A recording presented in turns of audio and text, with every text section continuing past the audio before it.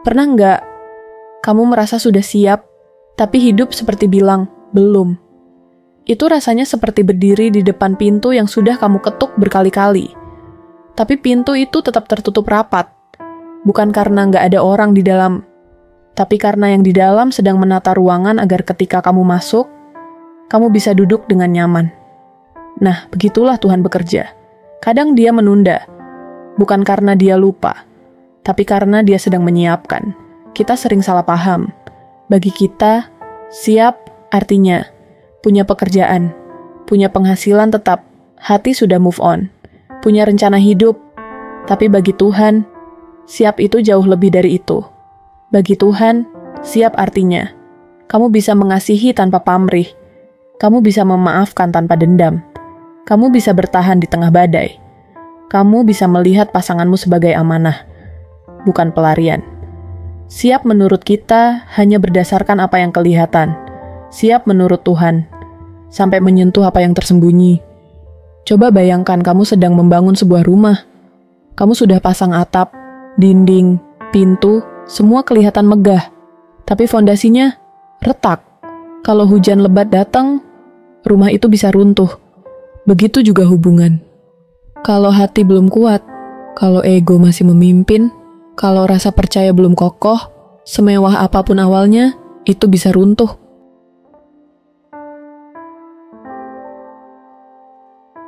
Lima tanda kemungkinan kamu belum siap. 1. Kamu masih mengukur cinta dari perhatian yang kamu dapatkan. Kalau pasanganmu sibuk sedikit, kamu langsung merasa nggak dicintai. Tuhan mau kamu belajar bahwa cinta bukan cuma soal perhatian terus-menerus, tapi soal kepercayaan yang kuat. 2. Kamu masih membawa luka lama ke hubungan baru. Luka yang belum sembuh akan membuatmu waspada berlebihan. Tuhan mau kamu sembuh dulu, supaya pasanganmu nanti nggak jadi korban masa lalumu. 3. Kamu masih berharap pasangan yang mengisi kekosonganmu. Kalau kamu masih merasa kosong, kamu akan terus bergantung. Tuhan mau kamu penuh dulu, supaya kamu mencintai karena pilihan, bukan ketergantungan. 4. Kamu sulit mengalah dalam hal-hal kecil. Perdebatan kecil bisa berubah jadi masalah besar kalau ego belum dilunakkan.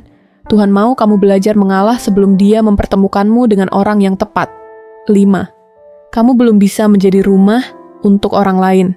Rumah bukan cuma tempat tinggal, tapi tempat pulang yang menenangkan. Kalau kamu masih sering jadi sumber badai, Tuhan akan menunda sampai kamu bisa jadi pelabuhan.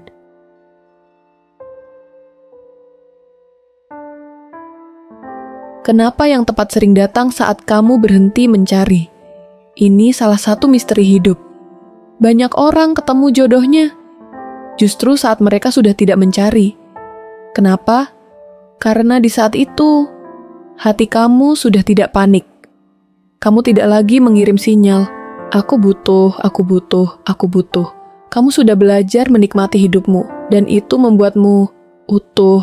Orang yang utuh memancarkan ketenangan, dan ketenangan itu menarik orang yang juga utuh. Bukan orang yang datang karena ingin mengisi kekosonganmu, tapi orang yang datang untuk berjalan bersamamu. Itu sebabnya Tuhan sering menunggu sampai kamu sampai di titik damai, titik di mana kamu bilang, kalau jodohku datang, syukur. Kalau belum, aku tetap bahagia. Itulah tanda kamu sudah siap menurut Tuhan. Menunggu bukan berarti diam. Menunggu adalah masa persiapan.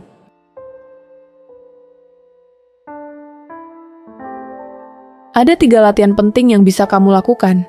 1. Latihan mengendalikan emosi. Belajarlah untuk tidak langsung meledak saat kecewa. Kendalikan reaksi, latih empati. Latihan mengasihi tanpa syarat cintai orang-orang di sekitarmu. Keluarga, teman, bahkan orang asing tanpa mengharapkan balasan. Ini akan melatih hatimu untuk mencintai pasanganmu nanti dengan tulus. 3.